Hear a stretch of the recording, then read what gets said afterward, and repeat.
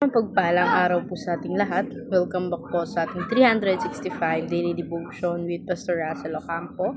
So, ang topic po natin for today, God is on a mission. At syempre, patuloy pa rin po tayo sa ating Bible Character Edition. So, ang concept natin for today is Moises, the call of God. So, Moises was caring for sheep in a desert when something surprising happened. He was a bush on fire, but the bush was not burning up. God spoke to Moses from the bush and called his name.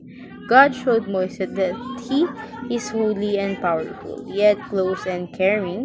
God chose Moses to lead his people out of slavery in Egypt. Moses felt afraid and said he was not good enough. But God promised to be with him. This story teaches us that God calls ordinary people to do great things and He gave them everything they need to obey Him. At makita natin ito sa Exodus chapter 3 verse 7 to 12. O sabi dito, the Lord said, I have indeed seen the misery of my people in Egypt. I have heard them crying out because of their slave driver. I am concerned about their suffering, so I have come down to rescue them from the hand of Egyptian and to bring them out that land into a good spacious land, a land flowing with milk and honey, the home of Canaanites, Hills, Amorites, Brazils, Hivites, and Jebusites. And now the cry of Israelites has reached me, and I have seen the way Egyptians are oppressing them. So now, go, I am sending you the Pharaoh to bring my people, the Israelite of Egypt. At ngayon po, i-share ko po yung mga natutunan ko sa naging topic natin for today. So, ang teaching natin for today is first teaching, God is a missional God. So, si God, siya yung Diyos na palaging may misyon.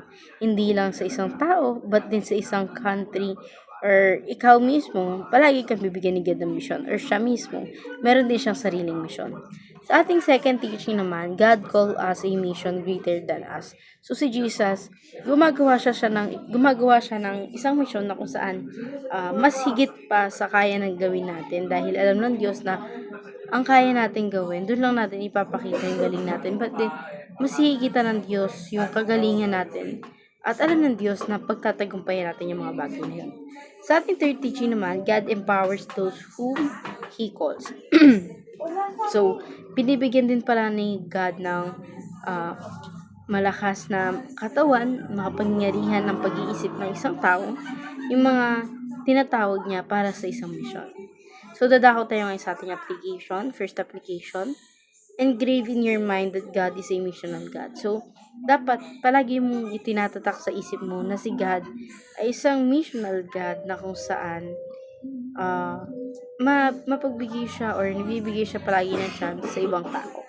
Sa ating second application naman, embrace a missional life by fulfilling God's mission daily. So, tayo bilang anak ng Diyos, na ang Diyos natin is may mamisyon na Panginoon, tayong mga anak niya is dapat niyayakap natin yan.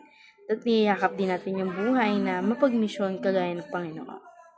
Sa ating third application naman, emerge victorious from every battle by the power of God. So, kailangan yung kapurihan or yung pagkapanalo ng ating Panginoon is lagi nating ipapapuri sa Kanya at hindi sa kagalingan natin.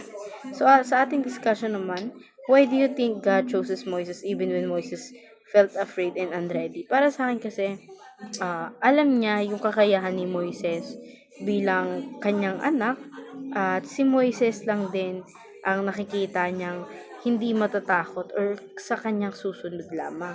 So, sa ating discussion, why do you think nasabi na to?